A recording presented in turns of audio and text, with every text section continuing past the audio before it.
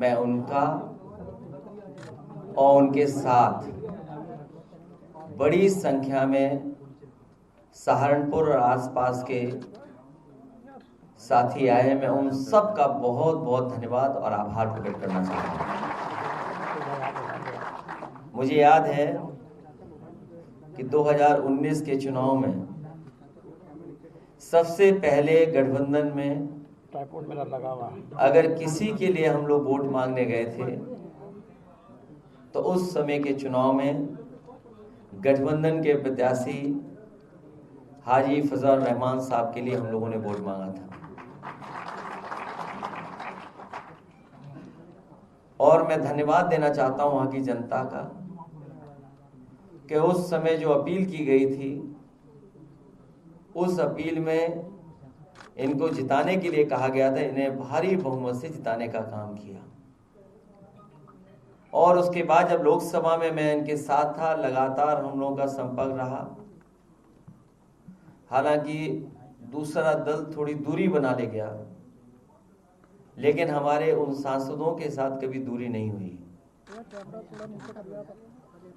मुझे खुशी है आज कि आज सांसद जी अपने तमाम साथियों के साथ समाजवादी पार्टी में आ रहे हैं। इससे न केवल पार्टी को मजबूती मिलेगी, बल्कि जिस कार्यक्रम और जिन सिद्धांतों को लेकर के समाजवादी पार्टी लगातार संघर्ष कर रही है, उन सिद्धांत कार्यक्रमों को भी जमीन पे पहुंचाने के लिए हमारी मदद होगी।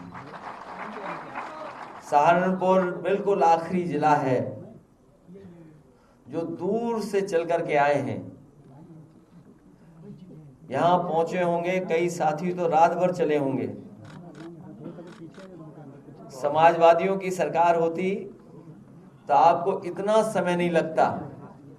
यहां पर कुछ साथियों को याद होगा, जब मैं एक कार्यक्रम में वहां गया था तो मैंने यही कहा था कि आप लोग लखनऊ से जरूर दूर हैं, समय लगता है, लेकिन सरकार बनेगी तो ऐसी सड़क बना देंगे कि 4.5 और 5 घंटे में ही आप लखनऊ पहुंच जाओगे।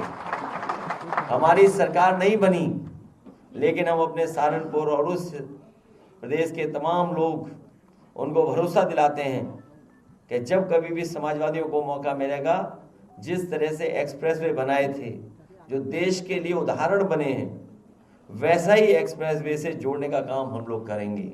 इस मौके पर जहां आशू मलिक विधायक, नासिर विधायक, हमारे उमर अली विधायक जी, पूर्व विधायक माविया अली और सांसद जी के साथ जो कई साथी पूर्व विधायक या पूर्व लोग जुड़ रहे हैं, मैं उन लोगों का भी स्वागत करता हूं। हाल ही में जो समाजवादी पार्टी से लोकसभा की सांसद जीती हैं श्रीमती रुचि वीरा जी, नीरज मौर्य जी, वो भी हमारे कार्यक्रम में शामिल हैं। मैं इनका भी धन्यवाद देता हूं। साथ ही साथ इनके क्षेत्र की जनता का विशेष धन्यवाद और आभार प्रकट करूंगा कि उन्होंने अच्छे वोटों से इनको जिता करके भेजा है। मैं एक बार फिर हाजी फजल रहमान साहब, उनका धन्यवाद देता हूं, उनके साथ आए लोगों का धन्यवाद देता हूं। पार्टी के संगठन के लोग हैं, मैं उनका धन्यवाद देता हूं। और हमें उम्मीद है कि जिस तरीके से आप लोगों ने मिलकर के इंडिया गठबंधन और पीडीए की लड़ाई को मजबूत किया था, आने वाले समय में इसी लड़ाई को और आगे बढ़ा करके आप देश को एक अच्छी विचारधारा के लोगों को मजबूत बनाने का काम करेंगे।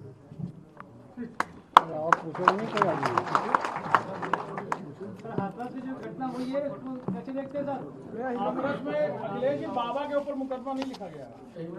देखिए, आप उस बहस को और मत छेड़िए। दुख है इस बात का कि बड़े पैमाने पे लोगों की जान गई है, उसमें महिलाएं हैं, बच्चे हैं और ज्यादातर वो गरीब लोग हैं जो अभाव में जीते रहे हैं। और ये कार्यक्रम कोई पहली बार नहीं हो रहा था। इस तरह के कार्यक्रम समय समय पर उत्तर प्रदेश में जगह जगह पर होते हैं।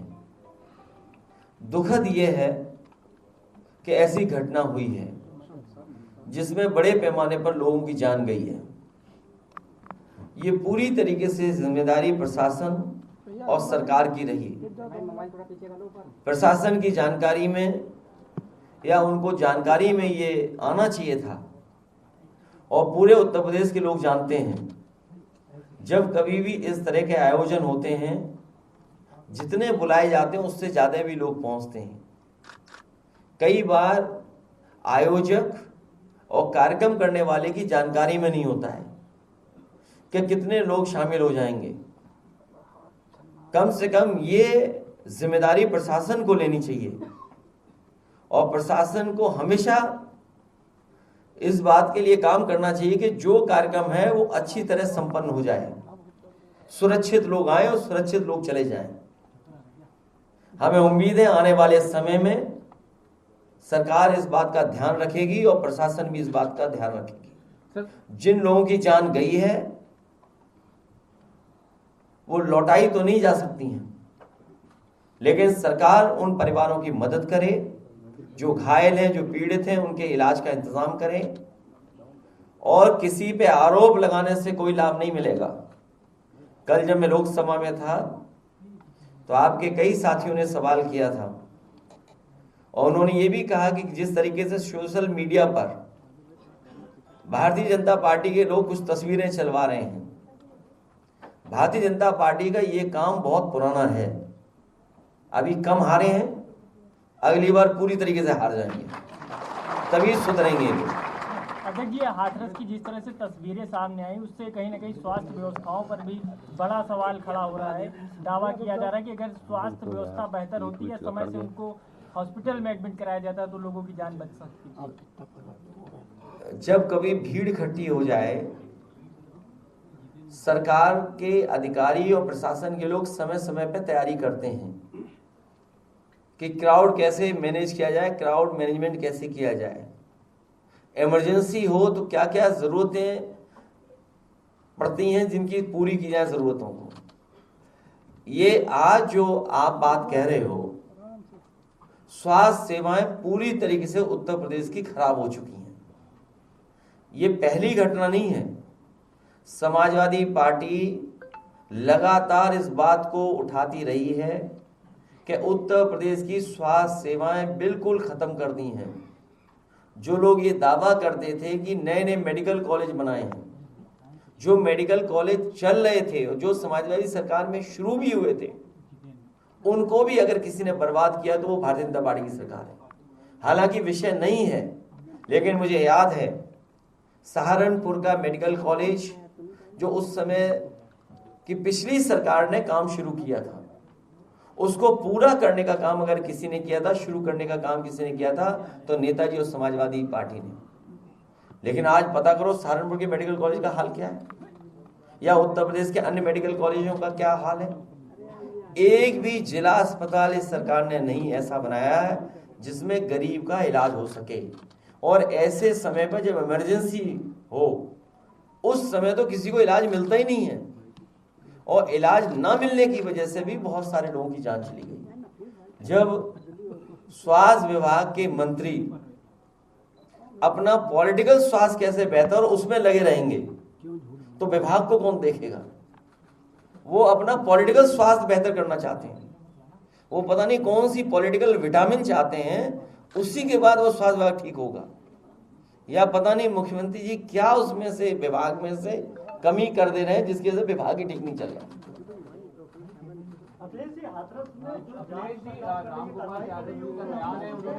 देखिए जांच क्या चल रही है, आपके कैमरों ने बहुत अच्छी जांच की, मैं आपको धन्यवाद देता हूं। जो आपके कैमरों से तस्वीरें आई हैं, अगर उसी पे सरकार कुछ निर्णय ले ले, सरकार तो हर बात छिपाना चाहती है, आपसे बेहतर कौन जानेगा। रामगोपाल जी का बयान है, वो कह रहे हैं कि हादसा है, हादसे तो होते ही रहते हैं। देखिए आप बीजेपी के लिए काम मत करो, बहुत कर लिया आपने काम। आप बीजेपी के लिए काम मत करो। मेरा निवेदन है आप उस जिम्मेदारी से भाग नहीं सकती सरकार। सर, जो लोगों के बयान आ रहे हैं वो भी ये कह रहे हैं कि उनको प्राइमरी मेडिकल एड नहीं मिली और उसके बाद लेकिन जो सरकार मुख्यमंत्री वो कॉन्स्पिरेसी थ्योरी बता रहे हैं, तो क्या लग रहा है बचने के लिए? देखिए, कॉन्स्पिरेसी तो नहीं हो सकती इसमें। कॉन्स्पिरेसी ये हो सकती है कि सरकार उससे बचना चाहती हो, सरकार जिम्मेदारी से भागना चाहती हो, ये कॉन्स्पिरेसी तो है। जैसे ये सवाल पूछा, ये पार्ट ऑफ कॉन्स्पिरेसी है। ये जो सवाल पूछा था एक हमारे पत्रकार साथी ने, ये पार्ट ऑफ कॉन्स्पिरेसी है और पार्ट ऑफ ये कि ध्यान हट जाए हमारा। अखिलेश जी, हर बार एसओपी बनती है लेकिन वो फॉलो नहीं होती। इस बार भी नई एसओपी बनाई गई है, जो बाद में भी ये हुआ था, आप क्या कहेंगे? देखिए, सरकार को फुर्सत ही नहीं है ना। मैंने आप ध्यान नहीं दिया मैंने क्या कहा था। जब इस विभाग के मंत्री कुछ पॉलिटिकल अपना स्वास्थ्य बेहतर करना चाहते हैं तो विभाग को कौन ध्यान देगा? वो तो चाहते हैं कि मुख्यमंत्री हट जाए, हम बन जाए। क्यों कहलवाते हो? सीधी बात। तो जब खुद ही वो मुख्यमंत्री बनना चाहते हैं तो विभाग कौन देखेगा? और मुख्यमंत्री जी ये बात जानते हैं कि ये पीछे पीछे पड़े हुए तो उनके विभाग को कुछ बजट ही नहीं दे रहे। ये तो सदन में भी हम लोगों ने कहा था, अगर याद हो आपको। याद है कि भूल गए आप? चलिए धन्यवाद, ले जाइए, खबर मिल गई आपको। मैं एक बार फिर जनाब हाजी फजल साहब, उनके रहमान जी, उनके साथ जितने साथी आए हैं, मैं उन सभी साथियों का बहुत बहुत धन्यवाद देता हूँ।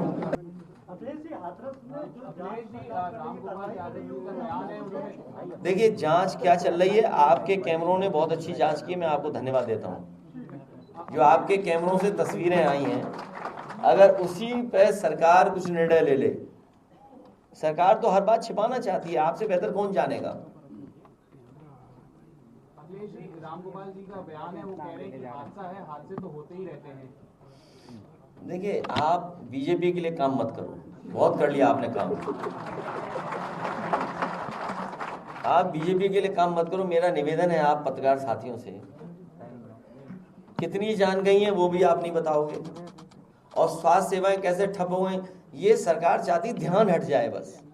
जो असली मुद्दा है, जहां प्रशासन की जिम्मेदारी थी और सरकार की जिम्मेदारी थी, तो आखिरकार क्या कर रहे हो आप? जाने आप कब गए? जब घटना हो गई। आपने उन्हीं जिम्मेदार अधिकारियों को पहले क्यों नहीं भेजा? क्यों नहीं भेजा आपने कि हाँ, यहाँ पर इतना लोग इकट्ठे ना हो जाएं? आगे क्या जिम्मेदारी बनती थी? तो सरकार की जो जिम्मेदारी थी, उस जिम्मेदारी से भाग नहीं सकती सरकार। जो लोगों के बयान आ रहे हैं वो भी ये कह रहे हैं कि उनको प्राइमरी मेडिकल एड नहीं मिली और उसके बाद लेकिन जो सरकार मुख्यमंत्री वो कॉन्स्पिरेसी थ्योरी बता रहे हैं, तो क्या लग रहा है बचने के लिए? देखिए, कॉन्स्पिरेसी तो नहीं हो सकती इसमें। कॉन्स्पिरेसी ये हो सकती है कि सरकार उससे बचना चाहती हो, सरकार जिम्मेदारी से भागना चाहती हो, ये कॉन्स्पिरेसी तो है। जैसे ये सवाल पूछा, ये पार्ट ऑफ कॉन्स्पिरेसी है। ये जो सवाल पूछा था एक हमारे पत्रकार साथी ने, ये पार्ट ऑफ कॉन्स्पिरेसी है और पार्ट ऑफ ये कि ध्यान हट जाए हमारा। अखिलेश जी, हर बार एसओपी बनती है लेकिन वो फॉलो नहीं होती। इस बार भी नई एसओपी बनाई गई है, जो बाद में भी ये हुआ था, आप क्या कहेंगे? देखिए, सरकार को फुर्सत ही नहीं है ना। मैंने आप ध्यान नहीं दिया मैंने क्या कहा था। जब इस विभाग के मंत्री कुछ पॉलिटिकल अपना स्वास्थ्य बेहतर करना चाहते हैं तो विभाग को कौन ध्यान देगा? वो तो चाहते हैं कि मुख्यमंत्री हट जाए, हम बन जाए। क्यों कहलवाते हो? सीधी बात। तो जब खुद ही वो मुख्यमंत्री बनना चाहते हैं तो विभाग कौन देखेगा? और मुख्यमंत्री जी ये बात जानते हैं कि ये पीछे पीछे पड़े हुए तो उनके विभाग को कुछ बजट ही नहीं दे रहे। ये तो सदन में भी हम लोगों ने कहा था, अगर याद हो आपको। याद है कि भूल गए आप? चलिए धन्यवाद, ले जाइए।